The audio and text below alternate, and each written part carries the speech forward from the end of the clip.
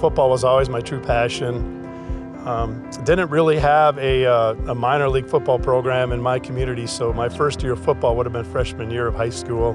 My time at UW-Stevens Point was a journey. My mom was raising 6 children, so I loaded up this AMC Hornet and drove all the way up here by myself with no parent to help me move into the dorm. And when you come to this campus and you think you're a big high school all-conference guy, which I was, and you're humbled very quickly. So I just remember seeing these monsters, picking up our pads, and the starters all getting their selection of the good stuff, and we got whatever's left, looking like a bunch of ragtag scout team guys, which we were.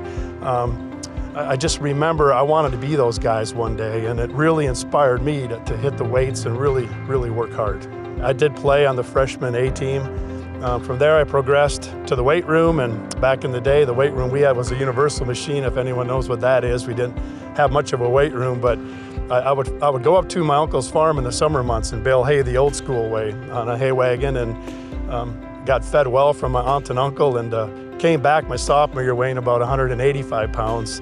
And surprised the coaches, and I made varsity my sophomore year. My biggest inspirations at UW-Stevens Point were some of my coaches, because they became father figures for me. And if I had to bring up one coach, it'd be Russ Nelson, and he's gone now, but there's not a day that goes by I don't thank him and praise him. He was one of those coaches that would take the linebackers after practice, after a game, for an ice cream cone or for a dinner, and really taught me, growing up as an adult now, how to treat people, that are not as fortunate as some others.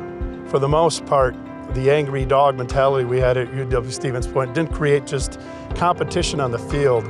I would say the weight room was every bit as intense as anything we've done on the football field. And the awards that were given up our coaches back then, from Coach Leroy and Coach Mish and all the other coaches, it was just a challenge every day to who's going to be the strongest guy on the bench, the squat, the deadlift, the power clean. And I always wanted to win most of those, and I was fortunate enough to stack up at the top on most of those awards. And I certainly wouldn't have pushed myself like that without the help of my teammates. It was utter support every day, all day. We'd be in our dorms, we didn't have text at the time, but running back and forth saying, hey, let's get to the gym, sometimes twice a day. That's what mattered to me most. It changed me to want more out of life, to enjoy life. I'm an entrepreneur, a business owner. I've owned a lot of different companies, and I would say if I hadn't been at UW-Stevens Point to go through the successes I have as a student athlete, I wouldn't be the person I am today. Being inducted into the UW-Stevens Point Athletic Hall of Fame is everything to me. I've always dreamed of that. You never know when that opportunity would come. I'm blessed by the people that I played with, and when I found out I was in, I tried to call and reach out to as many former players that I played with, because I think that honor comes from them, the support we had as players.